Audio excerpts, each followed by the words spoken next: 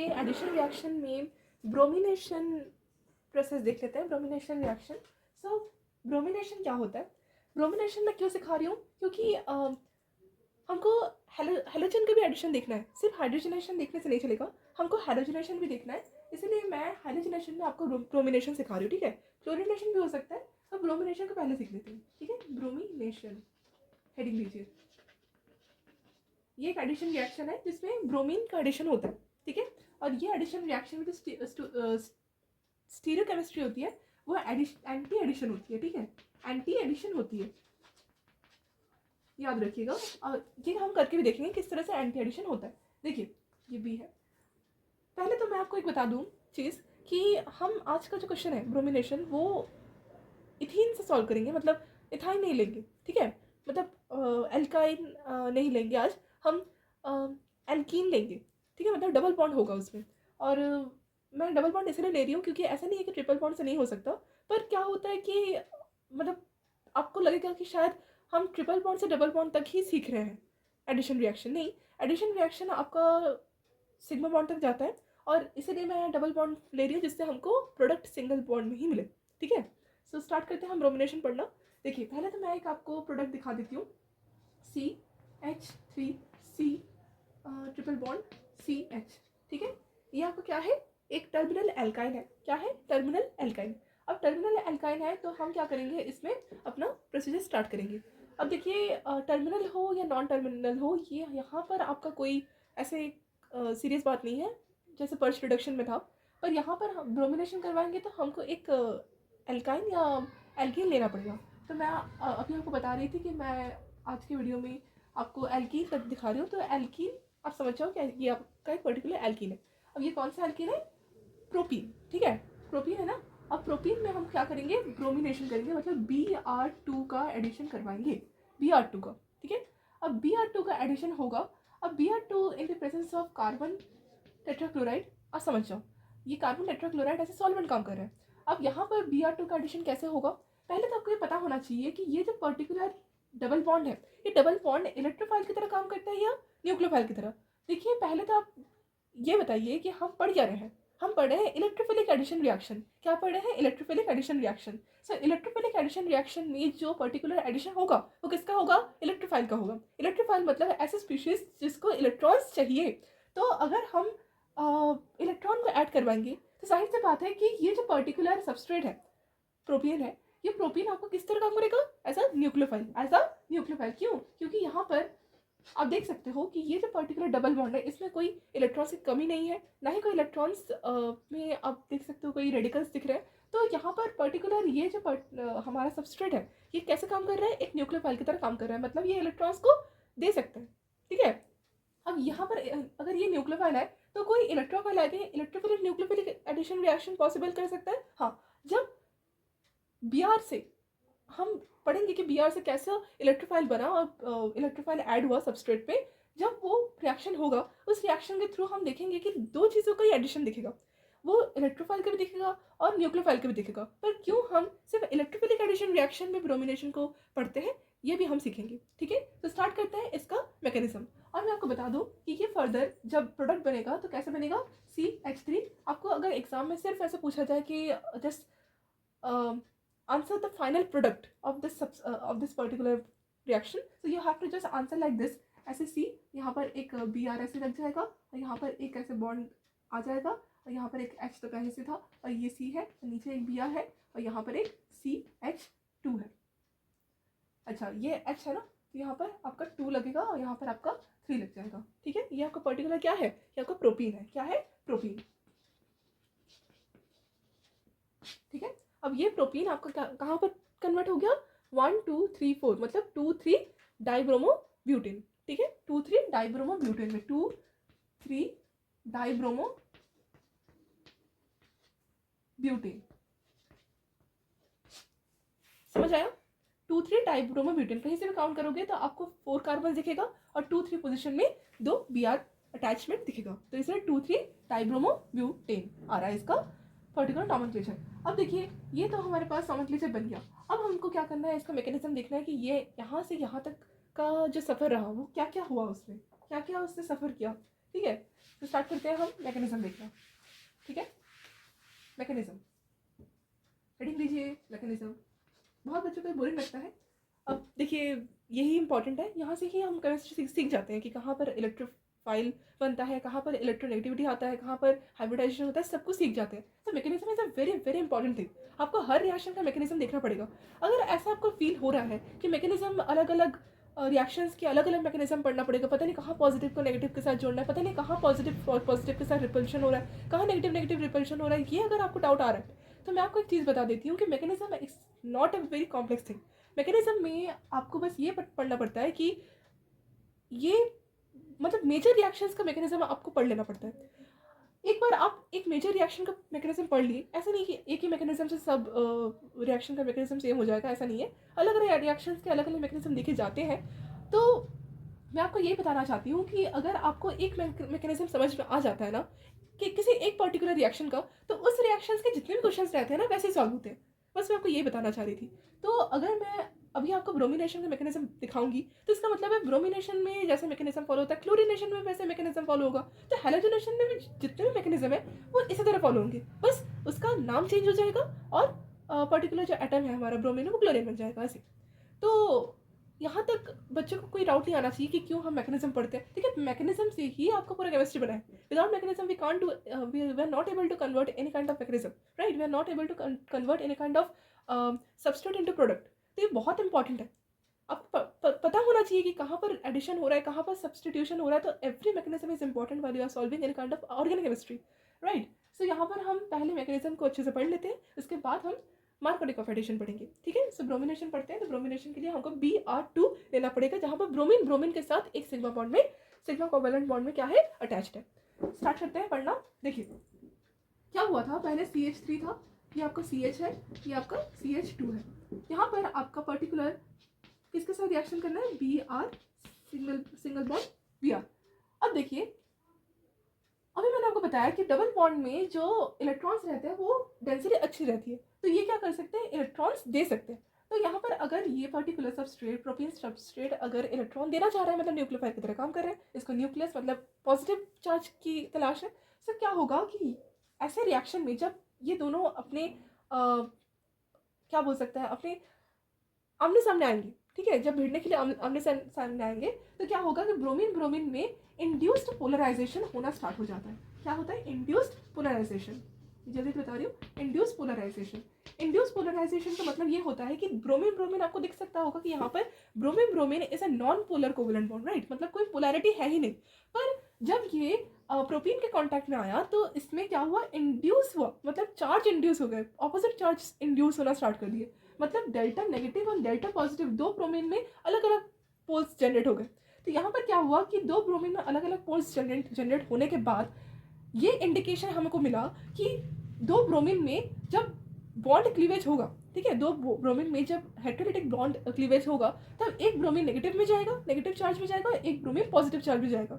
जैसे हम आयनिक रिएक्शंस में एवरी टाइम ये देखते आ रहे थे, जब हम 9-10 में पढ़ते हैं तब हमको ये पता चल जाता है कि NaCl is a ionic bond. NaCl एक सॉल्ट होता है, NaCl जब वाटर में ऐड होता है, water is a polar covalent bond. तो क्या होता है, Na पॉजिटिव और Cl नेगेटिव में ब्रेक हो जाता है, राइट, आयंस में ब्रेक हो जाते हैं। पर Br में हम कैसे समझे कि Br नेगेटिव और Br पॉजिटिव में ऐड होगा। देखिए Br नेगेटिव Br पॉजिटिव ऐसे पर्टिकुलर ऐसा होता तो नहीं है, पर हाँ Br नेगेटिव Br पॉजिटिव हम तब इंडिकेशन में लाएंगे जब हमारे पास प्रोपीन के कांटेक्ट में Br2 आएगा।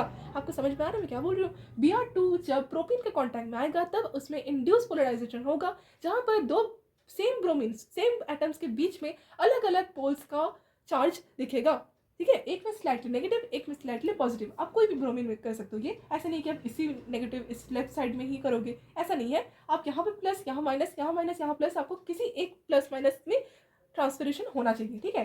अगर ये प्लस है, डेल्टा प्लस है, मतलब इसमें बॉन्ड जब क्लीवेज होगा तब एक ब्रोमीन अपना सारा इलेक्ट्रॉन जो शेयरिंग में था अलग ब्रोमीन के साथ, वो अपना सारे इलेक्ट्रॉन खुद के पास खींच लेगा और एक ब्रोमीन के पास इलेक्ट्रॉन्स की कमी होने के कारण पॉजिटिव चार्ज दिख जाएगा। एक ब्रोमीन पॉजिटिव की तरफ बिहेव करेगा, एक ब्रोमीन एनायन की तरफ बिहेव करेगा। मतलब मैं क्या बोलना चाह रही हूँ, एक ब्रोमीन आयन की तरफ बिहेव करेगा विच इज Br प्लस, और एक ब्रोमीन एटम ब्रोमाइड आयन की तरफ बिहेव करेगा which is anion part of bromine atom, right. So यहाँ पर आपको पता होना चाहिए कि ये इंड्यूस पोलराइजेशन का रूल कब फॉलो होता है। तो जो बच्चे 9th-10th के बच्चे अगर देख रहे होंगे उनको भी इंड्यूस पोलराइजेशन का डाउट आता होगा। तो आपको अभी इतना ज़्यादा कॉम्प्लेक्स लेवल पे तो सॉल्व नहीं करना होगा क्वेश्चन, पर हाँ आप टीचर्स का आंसर दे सकते हो कि अगर कोई पूछे कि what is the meaning of induce polarization, then you can just answer it within this few minutes that induced polarization is that timing of the reaction when the non-polar bond is having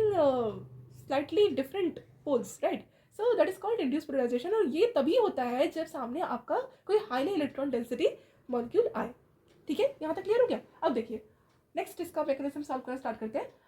अब क्या होगा कि ये जो दो हमारे पास bond दिख रहे हैं which is in the result of double bond, ये डबल बॉन्ड क्या करेगा, अपना एक इलेक्ट्रॉन, मतलब यहाँ पर आप देख सकते हो कि यहाँ पर अगर इंड्यूस पोलराइजेशन करवा रहा है तो ये दो कार्बन के बीच में भी पोलराइजेशन होगा, मतलब यहाँ पर भी आपको हेटेरोलिटिक क्लीवेज दिखेगा। ठीक है, इंटरनल हेटेरोलिटिक क्लीवेज, मतलब इन फ्यूचर ये H3C और ये C में आपका एक पर्टिकुलर कार्बन कार्बोकैटायन बनेगा और एक पर्टिकुलर कार्बन क्या बनेगा, कार्बन आयन बनेगा। ठीक है, सो मैं आपको ये बता देना चाहती हूँ कि कार्बोकैटायन वही वाला कार्बन बनेगा जहाँ पर ज़्यादा एल्काइल ग्रुप्स होंगे।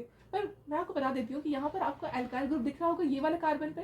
पहला बताओ कि ये जो दो कार्बन है जहाँ पर डबल बॉन्ड है, ये दो कार्बन के साथ आपको कौन सा कार्बन के साथ एल्काइल ग्रुप का अटैचमेंट दिख रहा है, ये वाला, राइट।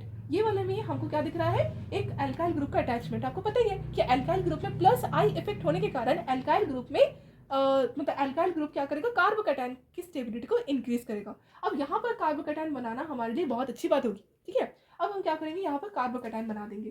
ठीक है, और जो इलेक्ट्रॉन बॉन्डिंग में थे वो शेयरिंग इलेक्ट्रॉन एक कार्बन ने पूरा अपने तरफ खींच लिया ड्यू टू हेटेरोलिटिक क्लीवेज। ठीक है, एक ऐसे हमारे पास है, एक आपके पास हाइड्रोजन भी है और यहाँ पर एक बॉन्ड के साथ C, एक नेगेटिव एनायन पार्ट और यहाँ पर H2। अब क्या होगा, ये Br क्या करेगा, बॉन्ड को ब्रेक करेगा और यहाँ पर आपके पास Br negative plus Br positive आ जाएगा और ये आपका साइमल्टेनियसली इसके साथ अटैचमेंट हो जाएगी जहाँ पर एनायन पार्ट आया। क्यों, क्योंकि ये पर्टिकुलर एनायन पार्ट आपका न्यूक्लियोफाइल की तरह ऐड करेगा, इसको न्यूक्लियस की जरूरत होगी और यहाँ पर Br पॉजिटिव न्यूक्लियोफाइल मतलब इलेक्ट्रोफाइल की जरूरत है, यहाँ पर न्यूक्लियस की तरह ये खुद को प्रेजेंट कर रहा है, राइट। तो यहाँ पर क्या होगा कि Br प्लस ये कार्बन एनायन की तरफ अपना मूवमेंट शो करेगा। ठीक है, मतलब ये जो इसके पास ऐसे लोन पेयर था ना, ये लोन पेयर ऐसे इसके पास मतलब Br प्लस कैटायन वाले पार्ट की तरफ मूव कर जाएगा। ठीक है, जब ये प्रोसीजर होगा तो यहाँ पर हमारे पास CH3 और ये ऐसे एक सिग्मा बॉन्ड, यहाँ पर एक CH और यहाँ पर एक कार्बोकैटायन और यहाँ पर एक C, यहाँ पर एक Br लगेगा, यहाँ पर क्या है Br, राइट, Br, यहाँ पर एक सिग्मा बॉन्ड और यहाँ पर एक H, यहाँ पर एक H। ठीक है, देखिए यहाँ पर कार्बन की 4 बॉन्ड बन रहे हैं और यहाँ पर कार्बन के सिर्फ 3 बॉन्ड बन रहे हैं, इसलिए यहाँ पर प्लस चार्ज आ रहा है और यहाँ पर कार्बन में एक एल्काइल ग्रुप है तो यहाँ पर स्टेबिलिटी अच्छी खासी रहेगी। अब हमको क्या देखना है कि ये जो पर्टिकुलर हमारे पास कार्बन का स्टेट आया, ये कार्बन का स्टेट में हमको एक कार्बन में ऑक्टेट इनकम्प्लीट दिख रहा है। कौन से कार्बन पे, जहाँ पर हमने पॉजिटिव चार्ज रहा है, राइट। सब पॉजिटिव चार्ज की तरफ कार्बन क्या हुआ, अपना ऑक्टेट इनकम्प्लीशन शो कर रहा है। भले ही इसमें इंडक्टिव इफेक्ट की वजह से स्टेबिलिटी मेंटेन हो रही है, पर ये स्टेबिलिटी तो कार्बन का हमेशा नहीं रखा जा सकता है ना। मतलब कार्बन को हमको एक्चुअल स्टेबिलिटी गेन करवाने के लिए पॉजिटिव को कन्वर्ट करना पड़ेगा as a complete of octet, right. So क्या करेंगे हम, इस वाले स्टेट को तो हम बोलते हैं कैटायन। ठीक है, और इस वाले स्टेट जब यहाँ पर कार्बन का कैटायन शो हो रहा है एक नॉर्मल कंडीशन की वजह से, इस वाले टाइम को एक हम नाम देते हैं विच इज क्लासिकल कैटायन। ठीक है, क्लासिकल कैटायन मतलब जो नॉर्मली कंडीशन में बनता है, ठीक है, कार्बन का पॉजिटिव चार्ज बनता है। ठीक है, अब हम क्या करेंगे, क्लासिकल कैटायन में अनस्टेबिलिटी होने के कारण, ऑक्टेट इनकम्प्लीट होने के कारण हम क्या करेंगे, क्लासिकल कैटायन को कन्वर्ट करेंगे ऑक्टेट कंप्लीट वाले कैटायन पर। ठीक है, अब देखिए वो कैसे होता होगा, बता दो, बता ही दिया था।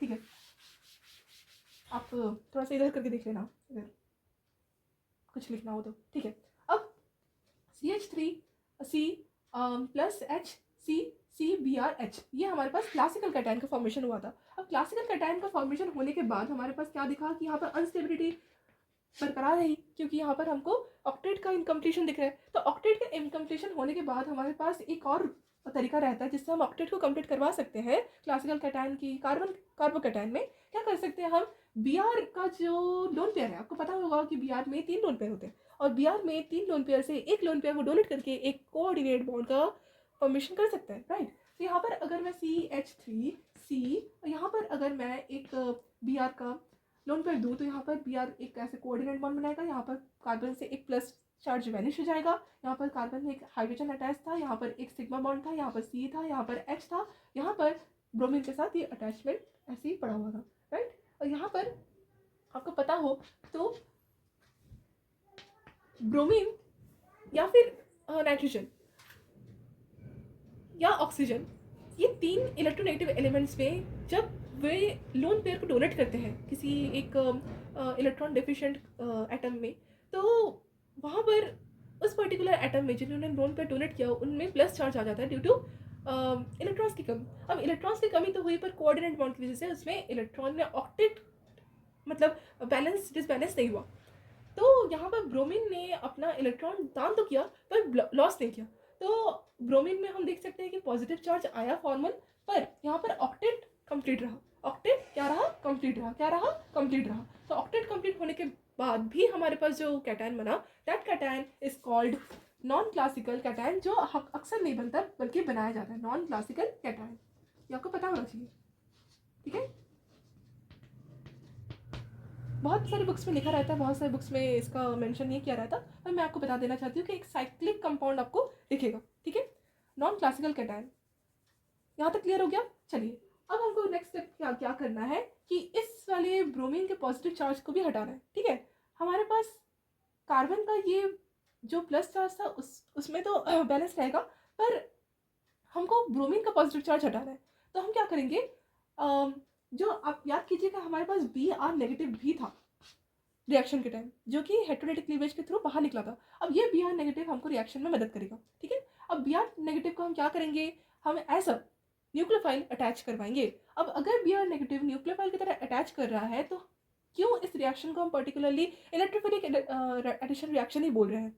देखिए इलेक्ट्रोफिलिक एडिशन रिएक्शन इसलिए बोल रहे हैं क्योंकि ये वाला जो पर्टिकुलर टाइमिंग था, that particular time is behaving as a transition state, और जो आपका ट्रांजिशन स्टेट रहता है वो मुश्किल रहता है, अनस्टेबल रहता है ज़्यादातर। पर ये ट्रांजिशन स्टेट आपका क्या था, नॉन क्लासिकल कैटायन में स्टेबल था, तो भी ट्रांजिशन स्टेट की वजह से ये पर्टिकुलर टाइमिंग क्या था, रेट डिटरमाइनिंग स्टेप था, मतलब RDS था। अब जो RDS होता है उसी में हम जो रिएक्शन करवाया जाता है, इस RDS स्टेप में क्या हुआ था, हमारे पास इलेक्ट्रोफाइल का एडिशन हुआ था, राइट। सो इलेक्ट्रोफाइल का एडिशन करवाने की वजह से हमारे पास इलेक्ट्रोफिलिक एडिशन रिएक्शन इसका नाम पड़ गया। So bromination is nothing but electrophilic addition reaction. Okay, यहाँ तक आपको क्लियर हो गया। और ये रिएक्शन पर्टिकुलरली आपका एंटी एडिशन तक मूव कर जाती है। हम वो पढ़ लेते हैं किस तरह से एक और ब्रोमीन यहाँ पर ऐड होता होगा। देखिए एक और ब्रोमीन यहाँ पर ऐड कैसे होता होगा, आपको बता दूं कि एक और ब्रोमीन का एडिशन यहाँ पर कैसे होगा। अगर मैं ये वाले ब्रोमीन को यहाँ पर शिफ्ट कर दूँ, यहाँ पर कार्बोकैटायन बन रहा था, तो यहाँ पर क्या होगा कि जो कार्बन में आपका 2 हाइड्रोजन था, ये 2 हाइड्रोजन में अगेन कार्बन का एक पॉजिटिव चार्ज दिखेगा। अब यहाँ पर क्या होगा कि कार्बन में 2 बार हम कार्बोकैटायन नहीं बनाएंगे, बल्कि ब्रोमीन को हम पीछे से अटैक करवाएंगे। जहाँ पर कार्बन को यहाँ पर क्या है, ब्रोमीन सामने सामने एकदम अटैचमेंट था, तो ब्रोमीन के साथ ब्रोमीन का ना एक रिपल्शन आ जाता है, इसलिए हम ब्रोमीन को एक साथ 2 कार्बन की साइड्स में अटैच नहीं करवाते, तो वो सिन एडिशन हो जाता। पर यहाँ पर ब्रोमीन के लास्ट साइड की वजह से यहाँ पर रिपल्शन होता है, और ब्रोमीन यहाँ पर रोकता है ब्रोमीन को आने की वजह से। तो यहाँ पर क्या होता है कि जो ब्रोमीन टूटा था, ऐसे न्यूक्लियोफाइल जो काम कर रहा है, वो वाला ब्रोमीन अब कार्बन के बैक साइड अटैक करता है, और आपका जो पर्टिकुलर हमारे पास प्रोडक्ट बन के आता है वो कैसे आता है, ऐसे CH3 H है ना, C, यहाँ पर आपका ब्रोमीन है, यहाँ पर आपका हाइड्रोजन था, यहाँ पर C है, यहाँ पर H2 है, ये आपका एक ब्रोमीन ऊपर की तरफ, मतलब यहाँ पर आप दिख रहे हो कि ऑपोजिट साइड्स की तरफ आपका ब्रोमीन एडिशन है, and that addition is called anti addition reaction, anti addition reaction, ठीक है। तो आप ये वाला एग्जांपल लिख सकते हो मैकेनिज्म के साथ, एंटी एडिशन रिएक्शन, ठीक है। ऐसे आईआईटी में पूछा जाता है। और पर्टिकुलर में एक और मैं आपको चीज़ बता देना चाहती हूँ कि जिस टाइम ब्रोमीन में प्लस चार्ज आया था उसको हम बोलते हैं हेलोनियम आयन। हेलोनियम आयन क्यों? क्योंकि हेलोजन में प्लस चार्ज आ रहा है, M is automatically indicated from the suffix as positive cation part से हेलोनियम आयन बना यहाँ पर, ठीक है। इस वाले इंटरमीडिएट का नाम होता है हेलोनियम आयन। अगर हेलोजन ब्रोमीन है तो ब्रोमीनियम आयन, अगर हमारे पास पर्टिकुलरली क्लोरीन है तो क्लोरीनियम आयन, ऐसे हम नाम दे सकते हैं, ठीक है। और इस वाले स्टेट को हम क्या बोलते हैं? रेट डिटरमाइनिंग स्टेप, ठीक है। यहाँ तक आपको क्लियर हो गया? चलिए नेक्स्ट पढ़ते हैं हम मार्कोनिकॉफ एडिशन, ठीक है। यहाँ तक क्लियर, समझ में आया? गुड।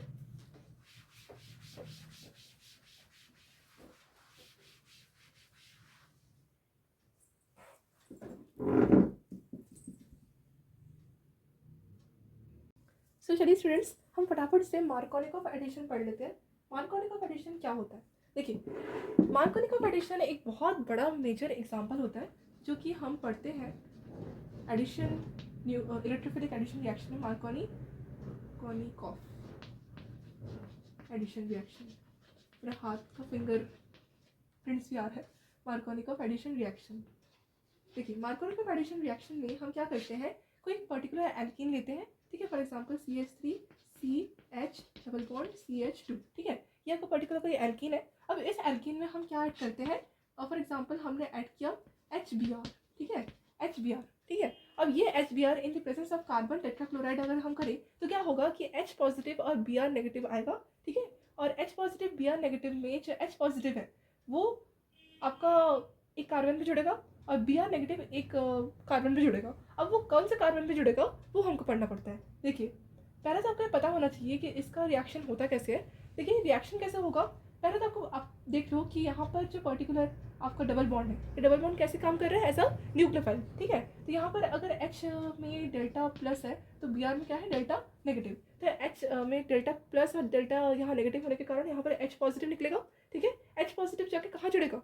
यहाँ पर आपका, देखिए मैं आपको एक चीज़ बता देती हूँ कि यहाँ पर CH3 है, ठीक है, ये आपका C है, यहाँ पर आपका H है, यहाँ पर आपका डबल बॉन्ड है, यहाँ पर C एक H है, यहाँ पर एक H है। मैंने ऐसा ओपन करके दिखाया आपको। अब यहाँ पर आप बताओ कि नेगेटिव चार्ज कहाँ पर ज़्यादा स्टेबलाइज होगा, मतलब नेगेटिव कार्बोकैटायन अगर मैं बताऊँ, ठीक है, तो कार्बोकैटायन कहाँ पर ज़्यादा स्टेबलाइज होगा? मतलब कार्बोकैटायन तो बनेगा, formation of carbocation here only happens where the Markovnikov addition reaction there.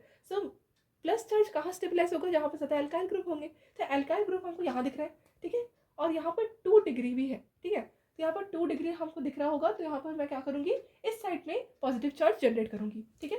तो नेगेटिव चार्ज यहाँ पर आ जाएगा और आपका एडिशन रिएक्शन होगा ब्रोमीन का। तो यहाँ पर मेरे पास जो रिएक्शन होगा कैसे होगा, CH3 और C यहाँ पर आएगा प्लस चार्ज, यहाँ पर H है, यहाँ पर एक बॉन्ड ऐसे आएगा C, और जो आपका H जुड़ा था, ठीक है, ये आपका पर्टिकुलर एनायन की तरह बिहेव करेगा। तो आपको यहाँ पर 3 हाइड्रोजन लग जाएंगे, एक H प्लस का, और यहाँ पर आपका पर्टिकुलर जहाँ पर पॉजिटिव चार्ज है, कार्बोकैटायन है, वहाँ पर 2 डिग्री होने के कारण यहाँ पर आपका जो ब्रोमाइड आयन है वो ऐड हो जाएगा as a product like this, CH3 CHBr, यहाँ पर CH3, ठीक है।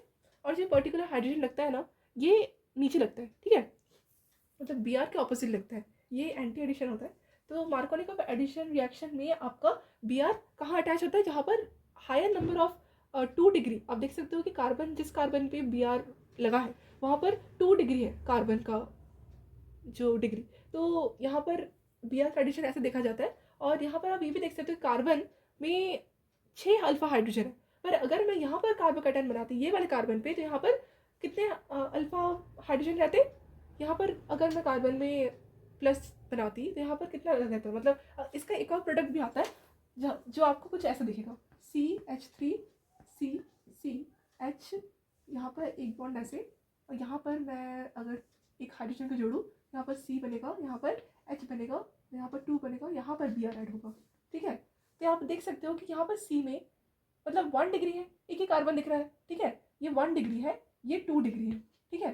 तो ये 1 डिग्री, ये 2 डिग्री, तो 1 डिग्री में जो कार्बन बनता है that is in the Markovnikov addition known as minor product, ठीक है, कम परसेंटेज का प्रोडक्ट बनता है। और जो आपका 2 डिग्री में एडिशन होता है ना ब्रोमीन का, that is called major product, okay, major product. एक और तरीका है कि यहाँ पर जो कार्बन है, ठीक है, इस कार्बन में अगर मैं आपको बोलूँ कि जहाँ पर ब्रोमीन ऐड हुआ है उस वाले कार्बन में कितना अल्फा हाइड्रोजन है, अल्फा हाइड्रोजन की बात हो रही है, ठीक है, मतलब कार्बन के अंदर हाइड्रोजन की बात नहीं हो रही, जिस कार्बन से कार्बन जुड़ा है उसमें कितने हाइड्रोजन है। यहाँ पर 2 हाइड्रोजन है, तो यहाँ पर 2 अल्फा हाइड्रोजन मुझे दिख रहा है, अल्फा हाइड्रोजन, ठीक है। यहाँ पर 6 अल्फा हाइड्रोजन देख सकते हो आप, 2 डिग्री में 6 अल्फा हाइड्रोजन दिख रहे हैं, 6 अल्फा हाइड्रोजन। जहाँ पर ज़्यादा अल्फा हाइड्रोजन होता है वहाँ पर बी आर अटैच होता है इन मेजर प्रोडक्ट, ठीक है। माइनर प्रोडक्ट में कम अल्फा हाइड्रोजन वाले कार्बन पे बी आर अटैच होता है। 1 डिग्री 2 डिग्री से भी आप पहचान कर सकते हो, that is called Markovnikov addition. Markovnikov addition एक और तरीके से भी होता है, वो मैं आपको बता देती हूँ, ठीक है। यहाँ तक क्लियर हो गया, चलिए लिख लीजिए।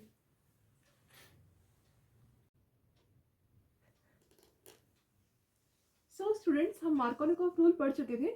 आज हम पढ़ेंगे मार्कोनिक ऑफ रूल का, मैं एच पी आर करवा चुकी थी, बी आर एडिशन करवा चुकी थी, और आज हम पढ़ेंगे मार्कोनिक ऑफ एडिशन में जो हम डबल बॉन्ड का कंडीशन पढ़ रहे थे, उसी कंडीशन में जो हम रिएजेंट लेने वाले हैं वो लेंगे डाइल्यूट हाइड्रोक्लोरिक एसिड, ठीक है। अब डाइल्यूट हाइड्रोक्लोरिक एसिड में आपको क्या मिलेगा, एक एसिड मिलेगा, राइट, और उस एसिड में आपका जो मतलब मिला जुला पार्ट है, ठीक है, सॉल्वेंट है, वो क्या है, वाटर, ठीक है। सो उसी के बेसिस पे हम सॉल्व करने वाले हैं। मैं आपको एक एल्काइन शो करती हूँ पहले, राइट। एल्काइन से हम एल्किन कर रहे थे, राइट। सो ये आपका एल्किन है, CH2 डबल बॉन्ड CH2, ठीक है। ये आपका in the presence of dilute hydrochloric acid है, समझ जाओ आप, है ना। डाइल्यूट हाइड्रोक्लोरिक एसिड का मतलब है HCl प्लस वाटर, ठीक है। इसका मतलब होता है डाइल्यूट, मतलब बिल्कुल स्ट्रॉन्ग हाइड्रोक्लोरिक एसिड नहीं है, कंसनट्रेटेड नहीं है, डाइल्यूट है, मतलब वाटर इसमें है। अब वाटर अगर HCl में है, मतलब ये बहुत इजीली H प्लस आयन क्या कर सकता है, दे सकता है ना।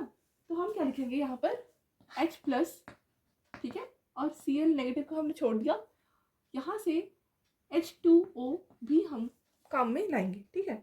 सो H plus in the presence of water हमको मिला, यहाँ तक क्लियर हो गया। अब हमको क्या करना है, इसका मैकेनिज्म देखना है। मैकेनिज्म में क्या फॉलो होता है, मार्कोनिक ऑफ एडिशन, ठीक है।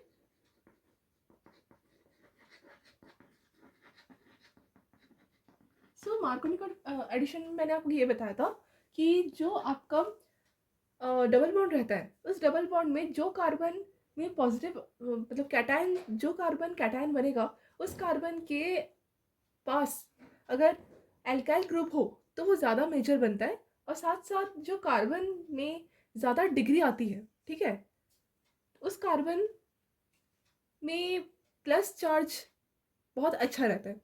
तो यहाँ पर हमको 2 ही कार्बन में अगर हम प्लस चार्ज लाएंगे तो ये तो एक सिमेट्रिकल कार्बन चेन है ना, मतलब सिमेट्रिकल एल्कीन है। अब सिमेट्रिकल एल्कीन में ना ये वाला कंडीशन ना कुछ समझ नहीं आता, ठीक है। अगर मैं आपको यहाँ पर ऐसे कंडीशन कर भी दूँ, CH3, यहाँ पर एक बॉन्ड, यहाँ पर CH3, ठीक है, और यहाँ पर अगर मैं एक बॉन्ड में OH ऐड करूँ तो ये कुछ ऐसे दिखेगा, ठीक है, ये वाला कंडीशन आपको दिखेगी। तो यहाँ पर ना ये सिमेट्रिकल एल्कीन में ना समझने में प्रॉब्लम होती है मार्कोनिक ऑफ रूल, सिमेट्रिकल एल्कीन। इसीलिए मार्कोनिक ऑफ एडिशन को ज़्यादातर हम कहा करते हैं अनसिमेट्रिकल एल्कीन्स में, जहाँ पर हम समझ सकते हैं कि टर्मिनल और नॉन टर्मिनल वाले एल्कीन्स लिया जाए, ठीक है। अगर मैं आपको एक प्रोपीन वाला एग्जांपल लेके बताऊं तो आपको शायद क्लियर हो। देखिए, एक प्रोपीन वाला एग्जांपल लेते हैं, जैसे CH3, एक बॉन्ड CH ट्रिपल बॉन्ड और CH, हाँ, ये हमारे पास क्या है, एक प्रोपीन है, ठीक। अब ये प्रोपीन में हम क्या करेंगे, प्रोपाइन बन गया, ये प्रोपाइन से हम प्रोपीन बनाएंगे, फिर प्रोपीन में हम क्या करेंगे, मार्कोनिक ऑफ एडिशन करेंगे। सो ये आपका क्या है, ये आपका CH डबल बॉन्ड CH2, ये आपका क्या बन गया, प्रोपीन बन गया, क्या बना, प्रोपीन बना। अब ये प्रोपीन में हम क्या करेंगे, मार्कोनिक ऑफ एडिशन करेंगे, तो in the presence of H plus in the presence of water, ठीक है। H+ का रिएक्शन करेंगे in the presence of water. अब इसमें हमने क्या देखा था कि कौन से कार्बन पर प्लस चार्ज स्टेबल होगा, जो कार्बन मतलब ये वाला हमको स्टेट देखना है जहाँ पर डबल बॉन्ड है, वो वाला कार्बन ज़्यादा स्टेबल होगा जहाँ पर एल्काइल ग्रुप ज़्यादा हो और साथ साथ उस वाले पर्टिकुलर कार्बन पर डिग्री ज़्यादा हो। ठीक है, as much as carbon chain अगर वहाँ पर उस पर्टिकुलर कार्बन में अगर जुड़ा है तो वही कार्बन में प्लस चार्ज अच्छा रहता है। ठीक है, अब देखिए यहाँ पर अगर मैं आपको कार्बोकैटायन की फॉर्मेशन करके दिखाऊं सी, यहाँ पर कार्बोकैटायन बहुत स्टेबल दिखेगा। ठीक है, ये प्लस चार्ज आ गया और यहाँ पर एक ऐसे बॉन्ड यहाँ पर CH2। ठीक है, अब आप देख सकते हो कि यहाँ पर CH3 है, यहाँ पर C पॉजिटिव है और एक जो है हमारे पास जो बॉन्ड था, ये बॉन्ड हमारे पास क्या है, कहाँ पर चला गया ये बॉन्ड, ये बॉन्ड यहाँ पर प्लस प्लस शिफ्ट हो यहाँ पर और माइनस की तरह यहाँ पर बैठ गया। इस माइनस को हम बोलते हैं लोन, एक लोन पेयर नहीं बोलना चाहिए, मतलब पेयर ऑफ इलेक्ट्रॉन्स की तरह कार्बन पे है। अब ये वाला जो पेयर ऑफ इलेक्ट्रॉन है इसकी वजह से कार्बन पर फॉर्मल नेगेटिव चार्ज आ रहा है। अब यहाँ पर हमको क्या करना पड़ता है, साइमल्टेनियसली H+ का अटैक करवाना पड़ता है। तो हमारे पास क्या होता है कि जब इसमें H+ का अटैक होगा, अटैक ऑफ H+, तो हमारे पास कैसे स्पीशीज आएगी, CH3 C, एक कार्बोकैटायन C, यहाँ पर आपका H था। ठीक है, यहाँ पर H है, यहाँ पर CH2 और यहाँ पर आ गया प्लस H। ठीक है, कुछ ऐसे। अब यहाँ पर प्लस चार्ज है, प्लस चार्ज में हम क्या करेंगे, ये जो वाटर है ये वाटर को एज ए न्यूक्लियोफाइल अटैक करवाएंगे। वाटर में आपको पता है वाटर का स्ट्रक्चर जैसा था, ये O रहता है, ये H और यहाँ पर 2 लोन पेयर। ठीक है, ये आपका VSEPR थ्योरी है। अब यहाँ पर ऑक्सीजन में हमको क्या देखने को मिल रहा है, 2 लोन पेयर, तो वाटर एक क्या है, न्यूट्रल न्यूक्लियोफाइल। अब ये वाटर का न्यूट्रल न्यूक्लियोफाइल इस वाले कार्बोकैटायन पे क्या कर सकता है, अटैक। जब ये वाटर इस प्लस पॉजिटिव कार्बोकैटायन में अटैक करेगा तो इसमें जो हमको इक्वेशन देखने को मिलेगी वो कैसे देखने को मिलेगी, CH3C, यहाँ पर आ जाएगा आपका कार्बन में O+H2 और यहाँ पर आपका CH3 आ गया। ठीक है, अब क्या होगा कि अगेन इस वाले वाटर पे जो प्रोटोनेटेड हुआ था, ये प्रोटोनेटेड से क्या हो जाएगा, अगेन इसका एक H बाहर निकलेगा और ये H कौन लेके जाएगा, ये H एक और आपका वाटर मॉलिक्यूल लेके जा सकता है या फिर एक अल्कोहल लेके जा सकता है। ठीक है, तो हमने ये देखा कि यहाँ से वाटर प्रोटोनेशन हुआ और प्रोटोनेशन करने के बाद हमारे पास जो स्पीशीज बनेगी एक H+ का हटने से, तो वो जो फाइनल स्पीशीज बनेगी या फाइनल प्रोडक्ट आप बोल लो, वो कैसे दिखेगा, CH3। ठीक है, यहाँ पर C, यहाँ पर आपका OH जुड़ गया लाइक दिस और ये आपका एक CH2 और नीचे की तरफ एक H जुड़ा है।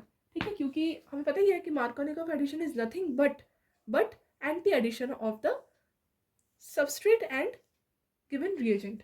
तो ये हमने सीखा मार्कोनिक एडिशन से और ये होता है अनसिमेट्रिकल प्रोपीन में। ठीक है, अनसिमेट्रिकल एल्कीन, प्रोपीन किया था हमने क्वेश्चन, इसे प्रोपीन बोल दिया, पर अनसिमेट्रिकल एल्कीन, अनसिमेट्रिकल ब्यूटीन, ऐसे में हम बहुत अच्छे से मार्कोनिक एडिशन देखते हैं।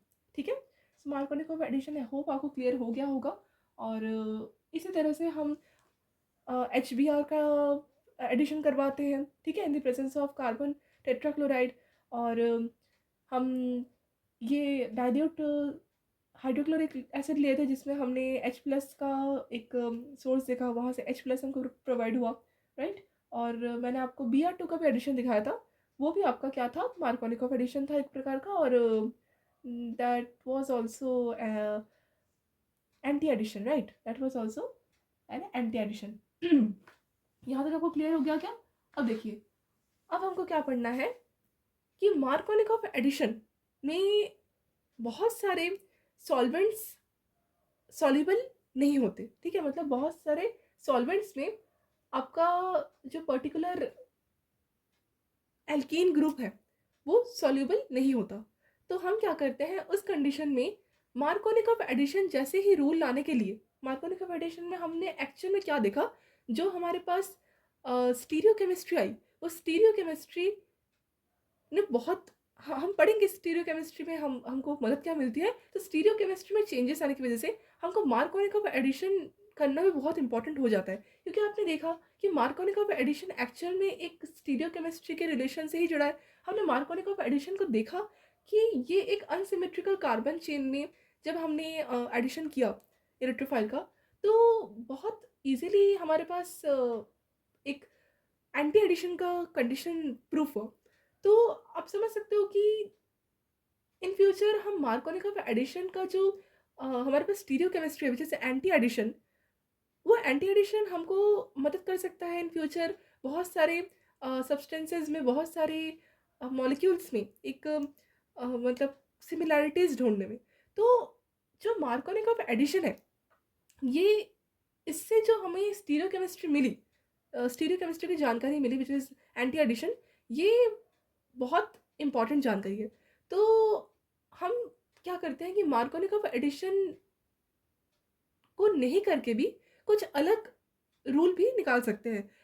जैसे आपको अगर पता हो कि मार्कोनिक ऑफ एडिशन एवरी जगह अप्लाई नहीं होता, ठीक है, मैं आपको ये बता देती हूँ कि मार्कोनिक ऑफ एडिशन एवरी जगह अप्लाई नहीं होता, ठीक है। जैसे कि मैंने इस वाले कंडीशन में बताया था कि मार्कोनिक ऑफ एडिशन में हमको वो वाला कार्बन में कार्बोकैटायन बनाना ज़रूरी होता है जो कार्बन ज़्यादा एल्काइल ग्रुप से जुड़ा हो, या जो कार्बन के आसपास एल्काइल ग्रुप जुड़ा हो, राइट। पर ये तो आपका मेजर प्रोडक्ट बना मार्कोनिक ऑफ एडिशन में। ये जो प्रोडक्ट बन रहा था वो क्या बन रहा था, मेजर प्रोडक्ट बन रहा था। इसी का माइनर प्रोडक्ट भी बन सकता था, जहां पर ये जो अल्कोहल ग्रुप है, ये अल्कोहल ग्रुप कहाँ पर जुड़ सकता था, अल्कोहल ग्रुप बोल लो या हाइड्रोक्साइल ग्रुप बोल लो, सेम थिंग है। वो आपका कम स्टेबल कार्बन पर भी जुड़ सकता था, जहाँ पर कार्बन का डिग्री कम था। ये कुछ आपको ऐसा भी दिख सकता था इन फ्यूचर, CH2 यहाँ पर एक बॉन्ड, यहाँ पर CH, यहाँ पर OH, ठीक है, आपको ऐसे भी दिख सकता था। पर ये वाला जो प्रोडक्ट बनता वो माइनर प्रोडक्ट बनता, ठीक है। पर हमको मेजर प्रोडक्ट में ज़्यादा ध्यान देना है क्योंकि वो ज़्यादा परसेंट पे बनता है। पर बहुत बार क्या होता है कि ये माइनर प्रोडक्ट भी हमारे मार्कोनिक ऑफ एडिशन में एंटी एडिशन की तरह भी दिखता है, ठीक है, जहाँ पर कोई रीअरेंजमेंट वगैरह नहीं होती। आपको बता देती हूँ कि कार्बोकैटायन जब बनता है तो रीअरेंजमेंट होती है, और रीअरेंजमेंट तभी होगा जब कार्बोकैटायन बनेगा। अगर कार्बोकैटायन नहीं बनेगा तो रीअरेंजमेंट भी नहीं होगी, ठीक है। Rearrangement of carbocation is a big topic, आप पढ़ोगे रीअरेंजमेंट ऑफ कार्बोकैटायन एक टॉपिक होता है। मैं अगर इस वाले चैप्टर के बाद अगर रीअरेंजमेंट रिएक्शन वाला टॉपिक सॉल्व करवा दूंगी, इसके बाद हम सब पढ़ेंगे कैसे रीअरेंजमेंट होता है, मिथाइल शिफ्ट वगैरह उसका कुछ रूल होता है, हम उसको पढ़ेंगे। पर मैं आपको बस यही अभी बता देना चाहती हूँ कि कार्बोकैटायन जब बनता है कोई भी मॉलिक्यूलर स्पीशीज में रिएजेंट के अटैक के दौरान, तो वहाँ पर कार्बोकैटायन को as much as we can stable the carbocation वो करना पड़ता है। अब समझ रहे हो, मतलब जितना ज़्यादा स्टेबल कार्बोकैटायन होगा उतना अच्छा उसमें नेगेटिव न्यूक्लियोफाइल या न्यूट्रल न्यूक्लियोफाइल का अटैक अच्छा होता है, ठीक है, क्योंकि carbocation is nothing but is a good electrophile, right. So एक इलेक्ट्रोफाइल और न्यूक्लियोफाइल का रिएक्शन बहुत बेस्ट मानी जाती है, ठीक है। रिएक्शंस मतलब रिएक्शंस में सबसे अच्छा रिएक्शंस होता है न्यूक्लियोफाइल और इलेक्ट्रोफाइल के बीच रिएक्शन।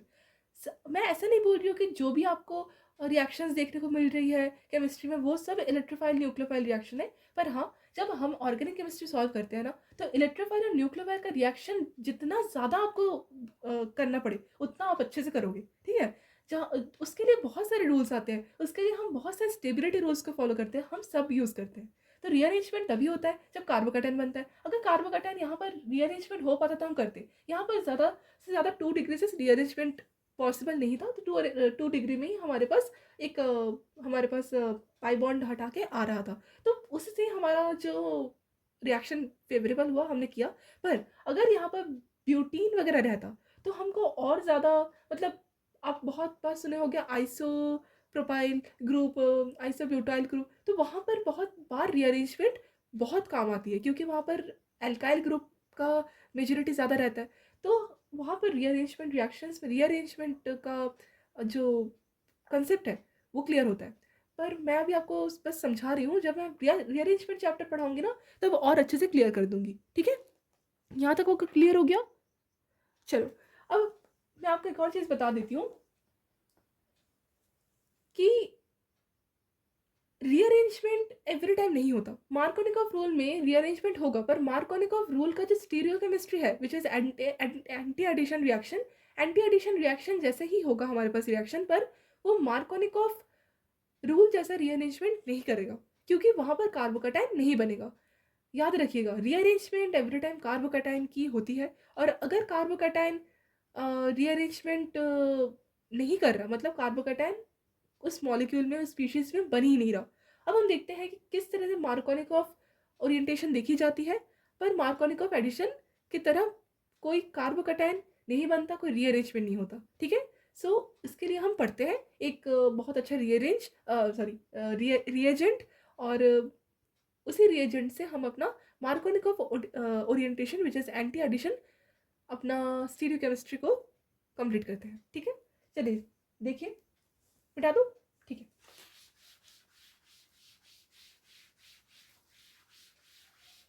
देखिए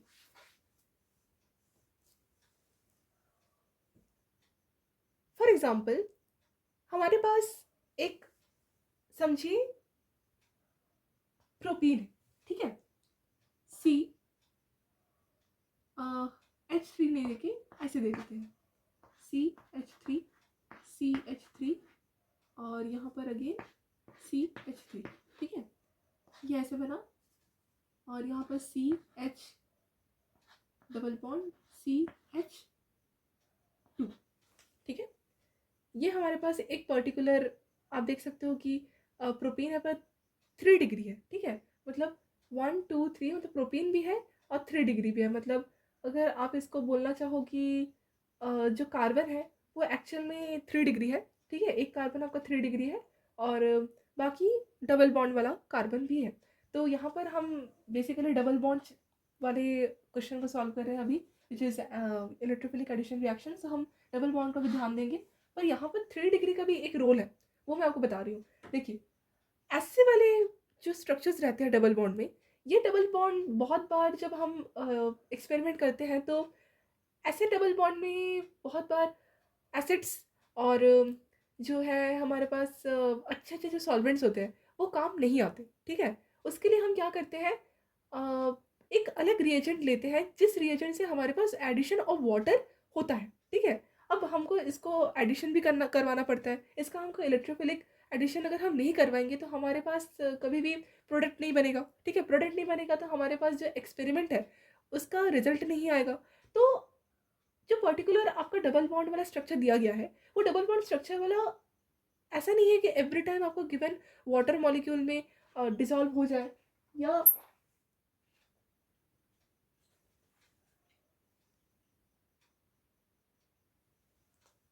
चूहा भाग रहा था फ्रेंड्स, चूहा बहुत है।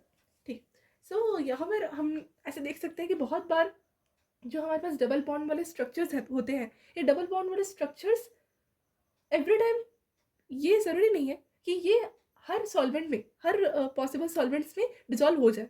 हो सकता है कि ये डिजॉल्व ना हो, अगर डिजॉल्व नहीं होगा तो रिएक्शन फेवरेबल नहीं होगी, रिएक्शन प्रोसीड्स नहीं करेगी। तो हमको क्या करना पड़ता है, इसको एक रूल से फॉलो करवाना पड़ता है। अगर यहाँ पर इलेक्ट्रोफिलिक एडिशन नहीं होगा तो मार्कोनिकॉफ ओरिएंटेशन भी नहीं देखी जाएगी, राइट। तो हमको मार्कोनिकॉफ ओरिएंटेशन चाहिए, और साथ साथ हमारे पास जो है इसको वाटर का एडिशन भी करवाना होगा। ठीक है, तो इसमें हम क्या करेंगे, एक बहुत अच्छा रिएजेंट लेंगे जिससे हमको मार्कोनिकॉफ ओरिएंटेशन मिलेगा। ठीक है, मार्कोनिकॉफ एडिशन जैसा रीअरेंजमेंट नहीं मिलेगा, पर हाँ मार्कोनिकॉफ ओरिएंटेशन मिलेगा जिसमें वाटर भी ऐड होगा। ठीक है, अब देखिए, वाटर डायरेक्ट ऐड नहीं होता, पर हाँ मैं आपको ये चीज़ बता सकती हूँ कि वाटर एडिशन होगा। ठीक है, अब हमको बस पढ़ना है कि रीअरेंजमेंट नहीं होके कौन सा हम रिएजेंट लेते हैं। ठीक है, सो क्या बोल रही हूँ, रीएजेंट को पढ़ लेते हैं। कौन सा एजेंट है, देखिए, रीएजेंट का नाम होता है मर्क्यूरिक एसिटेट। ठीक है, मर्क्यूरिक एसिटेट। ये मर्क्यूरिक एसिटेट दिखता कैसा है ये हम देख लेते हैं। मर्क्यूरी का मतलब सिंबॉलिक में तो आप समझ गए होंगे, Hg। ठीक है, Hg एक्चुअल में यहाँ पर मर्क्यूरी 2 बॉन्ड बनाएगा। ठीक है, एक आपका OAC इसका मतलब होता है एसिडेट, यहाँ पर अगेन OAC, इसका भी मतलब होता है एसिडेट। एसिडेट मतलब आप समझ गए ना, CH मतलब मर्क्यूरी का सॉल्ट। देखिए सोडियम का सॉल्ट आपने पढ़ा है ना, ये COH जैसा समझिए, यहाँ पर O, यहाँ पर CH3, ठीक है। और यहाँ पर अगेन इसी को सेम आप समझिए, यहाँ पर C, यहाँ पर डबल बॉन्ड O, यहाँ पर CH3, ठीक है। और यहाँ पर एक मर्क्यूरी में लोन पेयर भी रहता है, ठीक है। और ये लोन पेयर हमको काम करता है कि कैसे हम इसका अटैक करवाएं। अब देखिए इसमें क्या होता क्या है ये हम समझ लेते हैं। ये मर्क्यूरिक एसिटेट में हमारे पास जो पर्टिकुलर मर्क्यूरी है, ये मर्क्यूरी के साथ दो एसिटेट ग्रुप्स चिपके रहते हैं, ठीक है। अब इसको हम कैसे अलग करें, ठीक है। यहाँ पर मैंने आपको पहले बताया था कि जो पर्टिकुलर डबल बॉन्ड है इसमें हमको ध्यान देना पड़ता है ये कौन सा एडिशन हो रहा है, इलेक्ट्रोफिलिक एडिशन रिएक्शन, राइट। सो इलेक्ट्रोफिलिक एडिशन रिएक्शन अगर हो रहा है तो इलेक्ट्रोफाइल का एडिशन हो रहा होगा। अब इलेक्ट्रोफाइल किस में अटैक करेगा, जाहिर सी बात है न्यूक्लियोफाइल में। मतलब ये जो पर्टिकुलर डबल बॉन्ड वाला स्पीशीज में जो डबल बॉन्ड वाला एरिया है, यहाँ पर डबल बॉन्ड में इलेक्ट्रॉन डेंसिटी बहुत ज़्यादा है। इलेक्ट्रॉन डेंसिटी बहुत ज़्यादा होने के कारण जो डबल बॉन्ड का पाई बॉन्ड है, वो पाई बॉन्ड वीक होने के कारण अपना इलेक्ट्रॉन जल्द से जल्द डोनेट कर सकता है। किसको डोनेट करेगा, वही इलेक्ट्रोफाइल को ही डोनेट करेगा, क्योंकि खुद न्यूक्लियोफाइल होता है। अब न्यूक्लियोफाइल जब इलेक्ट्रोफाइल को डोनेट करेगा तो इलेक्ट्रोफाइल अटैक करेगा, ठीक है। अब देखिए इस पर्टिकुलर पाई बॉन्ड को ब्रेक करना इजी तो होता है, पर ये पाई बॉन्ड तभी ब्रेक होता है जब इसके कॉन्टैक्ट में कोई अच्छा खासा न्यूक्लियोफाइल आ जाए, अच्छा खासा इलेक्ट्रोफाइल आ जाए, ठीक है। अब देखिए इलेक्ट्रोफाइल की तरह बिहेव कौन करेगा, जो प्लस चार्ज ग्रुप रहेगा, क्योंकि अच्छे से अच्छा इलेक्ट्रोफाइल वही हो सकता है जिसमें प्लस चार्ज आ जाए, जब कैटायन बने, ठीक है। अब देखिए यहाँ पर हमने क्या देखा कि ये जो हमारे पास इलेक्ट्रोफिलिक एडिशन रिएक्शन है, एडिशन रिएक्शन, इसमें जब इलेक्ट्रॉन्स, ये पाई बॉन्ड के ये जो इलेक्ट्रॉन है, एक दो, ये दो इलेक्ट्रॉन ब्रेक होंगे, ठीक है। अब ब्रेक होंगे यहाँ पर क्या क्या जनरेट करेगा, एक साइक्लिक ग्रुप, मतलब 3 मेंबर्ड रिंग जनरेट करेगा। कैसे, देखिए पहले तो हमारे पास ये जो पर्टिकुलर जो हमारे पास एसिटेट इतना बड़ा सा ग्रुप है विच इज मर्क्यूरिक एसिटेट, ये मर्क्यूरिक एसिटेट पहले तो हेटेरोलिटिक क्लीवेज करेगा। मतलब हमारे पास ये जो एक CH3COO है, ये अपना बॉन्ड लेके चला जाएगा। आपको पता ही है कि mercury is less electronegative than oxygen, so of course mercury में पॉजिटिव चार्ज आएगा, मर्क्यूरी वाले ये वाला ग्रुप अलग हो जाएगा, ये वाला ग्रुप मतलब जिसमें पर्टिकुलर ये कार्बोक्साइल ग्रुप था ये अलग हो जाएगा, ठीक है। मतलब एसिटेट बन जाएगा अपना। अब देखिए CH3 C double bond O, यहाँ पर CO, यहाँ पर एक नेगेटिव चार्ज, प्लस में Hg यहाँ पर प्लस, और इसके साथ कौन कौन है, O है, और हमारे पास एसिटेट को AC लिख देती हूँ। इस पर्टिकुलर ग्रुप को मैं एसिटेट बना दिया, ठीक है। अब देखिए AC, कंफ्यूज ना हो जाए। अब देखिए ये हमारे पास क्या बन गया, एक अच्छा खासा इलेक्ट्रोफाइल बन गया। अब ये जाके कहाँ पर अटैक करेगा, ये जाके यहाँ पर एक 3 मेंबर्ड रिंग बनाएगा। 3 मेंबर्ड रिंग तभी बनाएगा जब मर्क्यूरी के पास एक लोन पेयर या फिर एक पेयर ऑफ इलेक्ट्रॉन हो।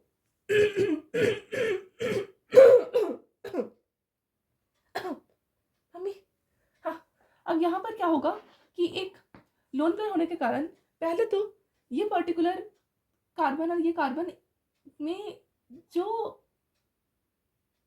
पॉजिटिव बन रहा था, आपको याद हो कि मैंने ब्रोमिनेशन में आपको एक चीज़ बताई थी जहाँ पर कार्बोकेटाइन बन रहा था, पर यहाँ पर कार्बोकेटाइन नहीं बनता, ठीक है। यहाँ पर हम क्या बोल रहे हैं कि मर्क्यूरिक एक जो एसिटेट है, ये क्या है एक्चुअल में आपका मर्क्यूरिक आयन, मतलब मर्क्यूरियम आयन ना, आयन, यहाँ पर मर्क्यूरी में पॉजिटिव चार्ज आ रहा है। अब यहाँ पर क्या होता है कि ये जो आयन है ये अट्रैक्ट करता है यहाँ पर। अब ये अट्रैक्ट ना डायरेक्ट साइमल्टेनियसली ऐसे ही कर लेता है, मतलब आप समझो कि ये साइमल्टेनियसली ऐसे अटैक करता है, H यहाँ पर OAC, ठीक है। अब यहाँ पर एक और ये धीरे धीरे वैनिश हो जाता है, ऐसे ऐसे आप समझिए सो वैनिश हो गया एक पाई बॉन्ड। अब यहाँ पर एक ऐसे ये बॉन्ड बना रहा था, अब इसका लोन पेयर भी इधर को बॉन्ड बना रहा है क्योंकि इसके तरफ ज़्यादा मूव कर रहा है ना। देखो Hg है, इसमें पॉजिटिव चार्ज है, अब पॉजिटिव चार्ज ने एक इलेक्ट्रॉन खींचा।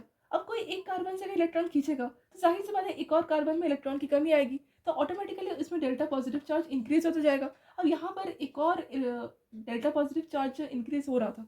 अब यहाँ पर क्या होगा, Hg का एक लोन पेयर अपने आप एक बॉन्डिंग का फॉर्मेशन करेगा और आपको टोटली एक 3 मेंबर रिंग दिख रहा होगा, जो कि अनस्टेबल तो है पर हाँ नॉन क्लासिकल कैटायन भी है। क्यों? क्योंकि मर्क्यूरी में अगेन प्लस चार्ज फॉर्मल आ ही गया। ठीक है, अब देखिए अगर मर्क्यूरी में एक प्लस चार्ज आ जाएगा, ये यहाँ पर डोनेट के ग्रुप में है।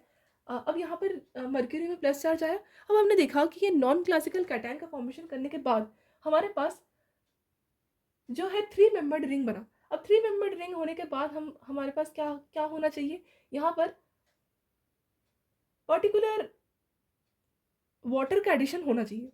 अब ये जो एक हमारे पास रूल होता है, इस रूल को हम बोलते हैं मर्क्यूरिक एसिटेट, और मर्क्यूरिक एसिडेट रीएजेंट होता है। ठीक है, क्या होता है? रीएजेंट, रीअरेंज और रीएजेंट में बार बार में मेरा थोड़ा सा टंग ट्विस्ट हो रहा है। ठीक है, सो मर्क्यूरिक एसिडेट हमारा रीएजेंट है, पर ये पर्टिकुलर प्रोसेस का नाम एक होता है which is mercuration and oxy mercuration and D mercuration. ठीक है, मतलब oxy mercuration and D oxy mercuration, इसका नाम ऐसे होता है। मतलब आपका फर्स्ट में क्या होगा, मतलब हमने फर्स्ट में मर्क्यूरिक एसिडेट से, मतलब विच वाज अवर रिएजेंट, ये रिएजेंट से हम क्या कर रहे थे, अपना नॉन क्लासिकल कार्बोकैटायन फॉर्म कर रहे थे। अब नॉन क्लासिकल कार्बोकैटायन बनाने के बाद हमारे पास कोई रीअरेंजमेंट करने की प्रोसीजर नहीं हुई। ठीक है, सो हमने इस टाइम क्या किया यहाँ पर एक नॉन क्लासिकल कैटायन होने की वजह से हमारे पास जो नेक्स्ट इसका जो फर्दर प्रोसेस है वो एक एंटी एडिशन जैसे हुआ। आपको ब्रोमिनेशन वाला मैकेनिज्म याद है क्या? उसी तरह समझिए, बस यहाँ वो वाला हमने मैकेनिज्म में कार्बोकैटायन का फॉर्मेशन किया था, यहाँ पर हम कार्बोकैटायन का फॉर्मेशन नहीं कर रहे। अब यहाँ पर हमको क्या देखना पड़ता है कि जो हमारे पास ज़्यादा एल्काइल ग्रुप वाला कार्बन रहता है, उस एल्काइल ग्रुप वाले कार्बन पर चुपचाप से कोई एक ग्रुप, कौन सा ग्रुप होना चाहिए, वो न्यूक्लियोफिलिक ग्रुप। ठीक है, मतलब वो लोन पे डोनेट कर सकते हैं। ऐसे वाले ग्रुप को हम कार्बन से अटैच करवा सकते हैं। कौन से कार्बन पे? जहाँ पे ज़्यादा एल्काइल ग्रुप हो। ठीक है, सो ये तो हमारे पास एक 3 मेंबर्ड रिंग बन गई। ये हमारे पास एक 3 मेंबर्ड रिंग तो बन गई, पर स्टिल हमको अभी भी एक OH को ऐड करना है। ठीक है, अब ये OH ऐड कहाँ से होगा? आप बताओ कि OH ऐड होगा कहाँ से? क्योंकि मर्क्यूरिक एसिडेट हमने लिया था। अब ये मर्क्यूरिक एसिडेट में हमारे पास कोई सॉल्वेंट तो होगा। ठीक है, अब यही सॉल्वेंट हमको लेना पड़ेगा। कौन सा सॉल्वेंट? वाटर। ठीक है, वाटर में अगेन हमको सॉल्वेंट लेना है which is a universal solvent. अब यूनिवर्सल सॉल्वेंट हमको मदद करेगा, OH देगा। ठीक है, अब OH हम कहाँ ऐड करेंगे? कहाँ ऐड करेंगे? जहाँ पर जिस कार्बन पर ज़्यादा क्या हो, एल्काइल ग्रुप हो। ठीक है, जिस कार्बन पर ज़्यादा एल्काइल ग्रुप हो। अब देखिए यहाँ पर अगर कार्बोकैटायन बनता तो ये रीअरेंजमेंट कर जाता। ठीक है, तो यहाँ पर रीअरेंजमेंट नहीं हुआ, यहाँ पर सिंपल एक नॉन क्लासिकल कैटायन बना। अगर रीअरेंजमेंट करने वाला कार्बन रहता तो उसमें क्लासिकल कैटायन बनता, पर यहाँ पर नॉन क्लासिकल कैटायन बन रहा है, जहाँ पर कोई भी कार्बन स्पीशीज में ट्रेडिशनली प्लस चार्ज नहीं दिख रहा। अब हम क्या सोचेंगे कि हमारे पास OH ऐड होगा कहाँ पर, राइट? मतलब OH is a nucleophile, right? Neutral nucleophile. अब OH को हमको ऐड करवाना है, पर OH हम ऐड करेंगे कहाँ पर? कहाँ पर करेंगे? अब इसी वाले स्ट्रक्चर में हम देखेंगे जहाँ पर हमारे पास 3 मेंबर्ड रिंग बनी थी। अब देखिए हमको क्या करना है कि OH ऐड करवाना है। अब OH हम कहाँ ऐड करवाएंगे? जहाँ पर हमारे पास जो कार्बन ज़्यादा एल्काइल ग्रुप से जुड़ा हो। ठीक है, जो कार्बन ज़्यादा एल्काइल ग्रुप से जुड़ा हो। अब देख सकते हो कि ये पर्टिकुलर जो कार्बन ग्रुप है, ये कार्बन ग्रुप हमारे पास क्या है, कहाँ पर जुड़ा हुआ है? ये कार्बन हमारे पास एक एल्काइल ग्रुप के साथ जुड़ा है। ठीक है, अब ये एल्काइल ग्रुप के साथ अगर कार्बन जुड़ा है तो ये ऑटोमेटिकली इसमें ही OH ऐड होगा। ठीक है, आप समझो कि यहाँ पर हाइड्रोक्साइड ग्रुप ऐड हुआ, वाटर का प्रोटोनेशन हुआ, फिर H+ बाहर निकला, OH बच गया और ये कार्बन के साथ जुड़ा रहा। ठीक है, अब देखिए यहाँ तक आपको क्लियर हो गया मैंने आपको क्या क्या समझाया? ठीक है, तो हम देख रहे थे कि यहाँ पर OH एक ऐड हुआ कार्बन पे, जहाँ पर ज़्यादा कार्बन मतलब एल्काइल ग्रुप का एडिशन है। अब यहाँ पर कार्बन के साथ ये एक OH ग्रुप ऐड हो गया विदाउट एनी रीअरेंजमेंट, हमने कंप्लीट कर लिया। इसके बाद हम क्या करेंगे, इसका हम रिडक्शन करवाएंगे, ठीक है। इस वाले स्ट्रक्चर का हम रिडक्शन करवाएंगे। रिडक्शन प्रोसेस को हम बोलते हैं, मतलब एक आपका ऑक्सीमर्क्यूरेशन, यहाँ पर हमने क्या ऐड किया, यहाँ पर हमने हाइड्रोक्साइल ग्रुप ऐड किया, राइट। और उसके साथ हम करेंगे डीमर्क्यूरेशन। डीमर्क्यूरेशन का मतलब ये होता है कि जो मर्क्यूरी ग्रुप ऐड हुआ था, ठीक है, वो मर्क्यूरी ग्रुप अब रिड्यूस होगा with the help of one hydrogen. अब ये हाइड्रोजन देगा कौन, कोई अच्छा रिड्यूसिंग मतलब क्या बोल सकते हैं हम, अच्छा जो रिडक्शन करवाए, ठीक है, वही होगा जो अच्छा रिडक्शन करवाता है, किसको क्या बोलते हैं, रिड्यूसिंग एजेंट, ठीक है। सो स्टूडेंट्स याद कीजिए, हमारे पास सी था, राइट। यहाँ पर मैं थ्राइस कैसे लिख देती हूँ, जो आपका मिथाइल ग्रुप था CH3, यहाँ पर थ्राइस है, ठीक है। अब यहाँ पर हमारे पास C था और इसके साथ एक बॉन्ड में C जुड़ा था, यहाँ पर H जुड़ा था, और इसी के साथ हमारे पास जो है मर्क्यूरिक एसिड था, ये सॉरी Hg, यहाँ पर हमारे पास एक बॉन्ड था और ये आपका OAC था, ठीक है। यहाँ पर प्लस चार्ज था इसमें, यहाँ पर CH, यहीं पर ही OH जुड़ा था, याद कीजिए, और यहाँ पर हमारे पास CH2 था, ऐसे ही था ना। अब यहाँ पर हमारे पास क्या आया था कि जो हाइड्रोजन है, ठीक है, ये हाइड्रोजन और हमारे पास ये हाइड्रोजन और ऑक्सीजन जब CH के साथ जुड़े थे, तो उसी टाइम क्या हुआ था, ये बॉन्ड टूट गया था, ब्रेक हो गया था, ये वाला बॉन्ड ब्रेक हो गया था, इसमें सारा अपना लोन पेयर ले लिया। तो यहाँ पर ये वाला बॉन्ड हट गया, यहाँ प्लस चार्ज वैनिश हो गया, इसमें लोन पेयर ऑटोमेटिकली आ गया। अब यहाँ पर एक ही इसके साथ मर्क्यूरिक एसिड जुड़ा हुआ है। अब यहाँ पर हम देख सकते हैं कि ये जो पर्टिकुलर CH ग्रुप है, ये CH ग्रुप में हाइड्रोक्साइल ग्रुप एडिशन हो गया है। अब हमारे पास फर्दर इसको क्या करना पड़ेगा, रिड्यूसिंग एजेंट मतलब रिडक्शन करवाना पड़ेगा, रिड्यूसिंग एजेंट से रिडक्शन करवाएंगे, रिड्यूसिंग एजेंट से। देखिए केमिस्ट्री में दो से तीन रिड्यूसिंग एजेंट बहुत काम आते हैं, ठीक है, लैब में इसका ये प्रिपरेशन होता है। जैसे हमारे पास एक आपने रिड्यूसिंग एजेंट का नाम सुना होगा, विच इज LiAlH4, ठीक है, लिथियम एल्यूमिनियम हाइड्रेट। इसका ही एक और रिड्यूसिंग एजेंट होता है विच इज NaBH4, ठीक है। ये होता है लिथियम एल्यूमिनियम हाइड्रेट, ये होता है सोडियम बोरोहाइड्रेट, ठीक है। अब देखिए लिथियम एल्यूमिनियम हाइड्राइड और सोडियम बोरोहाइड्राइड में ज़्यादा कुछ फर्क तो नहीं है, पर हाँ जैसे लिथियम एल्यूमिनियम हाइड्राइड जो है वो सब मतलब जितने भी कंपाउंड्स रहते हैं उनको रिड्यूस करने में मदद करता है। पर जो पर्टिकुलर सोडियम बोरोहाइड्राइड है ना, वो पर्टिकुलर सिर्फ सिलेक्टिव कुछ मेंबर्स को ही रिड्यूस करता है बहुत बहुत अच्छे से। तो इस वाले ग्रुप में हम सोडियम बोरोहाइड्राइड लेंगे। मैं अलग से आपको वीडियो में बता दूंगी कभी, अगर मुझे मौका मिला ये वाला वीडियो बनाने में, तो मैं आपको बताऊंगी लिथियम एल्यूमिनियम हाइड्राइड और सोडियम बोरोहाइड्राइड में क्या डिफरेंस होता है, क्यों हम इसको सिलेक्टिवली इस रिएक्शन के लिए which is oxy mercuration demercuration में हम ये वाला सोडियम बोरोहाइड्राइड वाला रिड्यूसिंग रिएजेंट लेते हैं। ये वाला मैं आपको एक अलग से वीडियो बना के बता दूंगी। अभी के लिए आप इतना समझो कि हम सोडियम बोरोहाइड्राइड से अपना सिल्वर नहीं है ये, mercuric acetate HgOAc mercuric acetate को हटा के एक H का एडिशन करते हैं, और फाइनल जो हमारे पास प्रोडक्ट बनता है वो कैसे बनता है, CH3, ठीक है। यहाँ पर C, यहाँ पर OH, यहाँ पर हमारे पास CH2, और यहाँ पर हमारे पास क्या था, एक मर्क्यूरिक एसिटेट को हटा के हमने H का ऐड किया, तो टोटल हमारे पास एंटी एडिशन हुआ, ठीक है। वाटर का एडिशन, यहाँ पर एक OH, यहाँ पर H, दोनों को अगर हम जोड़ के समझे तो यहाँ पर वाटर का एडिशन ही हुआ है, ठीक है, रिएक्शन में वाटर ही जुड़ा, ठीक है। तो ऐसे हमको प्रोडक्ट टेस्ट लास्ट में सम ऑफ करके देखना पड़ता है कि जुड़ा एक्शन में क्या हमारे पास रिएक्शन में न्यू चीज़ें आई क्या। तो हमको जो फाइनल हमारे पास रिएक्टेंट था और उसके साथ जो प्रोडक्ट बना उसको देख के देखना पड़ता है कि एक्चुअल में इतना मैकेनिज्म होने के बाद प्रोडक्ट में एक्चुअल में चेंज किसका हुआ, ठीक है। तो हमने देखा कि ओवरऑल वाटर का एडिशन हुआ, मार्कोनिक ऑफ ओरिएंटेशन हुआ, तो इसमें हमारे पास क्या बना, एक ये कंडीशन बना कि ऐसा हमारे पास अगर कोई सबस्ट्रेट रहा जो गिवन सॉल्वेंट यूनिवर्सल सॉल्वेंट हो या कोई अलग सॉल्वेंट हो, उसमें अगर अच्छे से डिसॉल्व ना हो पाए, तो ये जो पर्टिकुलर रिएजेंट है विच इज़ मर्क्यूरिक एसिड, ये हमको मदद करेगा ऑक्सी मर्क्यूरेशन डीमर्क्यूरेशन से कि हमारे पास वाटर का एडिशन पॉसिबल हो जाए। वाटर का एडिशन हो गया मतलब वाटर के साथ रिएक्ट कर गया, ठीक है। अभी हमारे पास इतने सारे मैकेनिज्म करना पड़ा, रिडक्शन अगर हमारे पास एग्जाम में आता है तो हमको करना पड़ता है, नहीं तो अगर नहीं आता तो हमको वही रिएक्शन को स्टॉप कर देना पड़ता है। ठीक है, तो फर्दर हमारे पास वाटर का एडिशन नहीं दिखता, बल्कि मर्क्यूरिक एसिडेट में ही रिएक्शन रुकी रहती है। यहाँ तक वो क्लियर हो गया। और एक और मैं आपको चीज़ बताती कि ऑक्सी मर्क्यूरेशन डीमर्क्यूरेशन ही सिर्फ नहीं होता, बल्कि एल्कोक्सी मर्क्यूरेशन और डीमर्क्यूरेशन भी होता है। ठीक है, जहाँ पर हमारे पास एल्कोक्साइड ग्रुप बनते हैं। ठीक है, मतलब फॉर एग्जाम्पल ROH है, ठीक है, वहाँ से RO नेगेटिव निकल जाता है। ठीक है, और हमारे पास फर्दर क्या बन जाता है, एल्कोक्साइड आयन, और H+ वहाँ से रिमूव हो जाता है। तो ऐसे भी हमारे पास एल्कोक्साइड मर्क्यूरेशन डीमर्क्यूरेशन भी होता है, पर रिएजेंट आपका वही मर्क्यूरिक एसिडेट ही रहता है। ठीक है, आपको यहाँ तक क्लियर हो गया।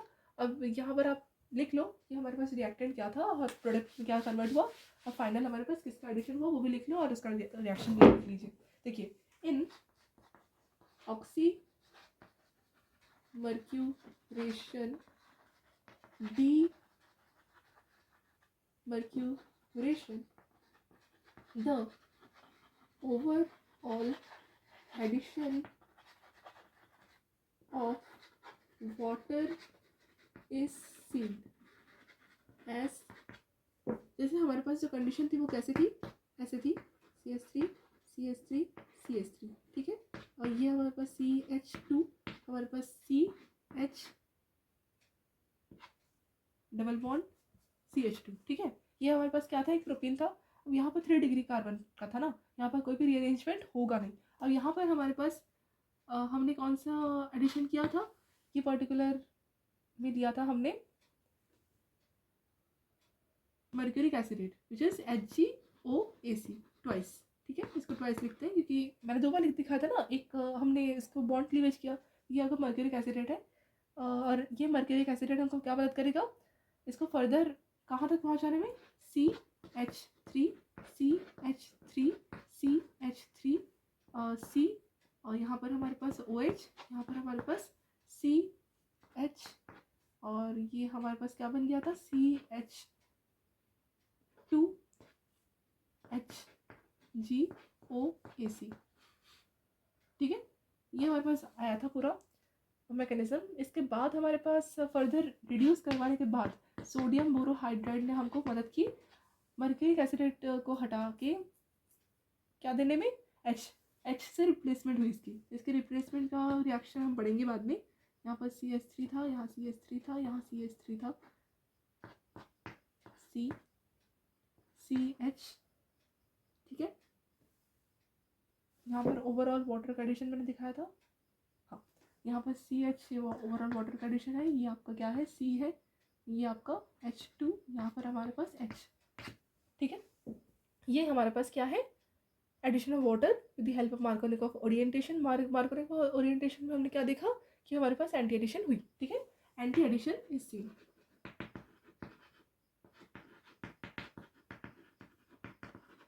ऑब्जर्व्ड।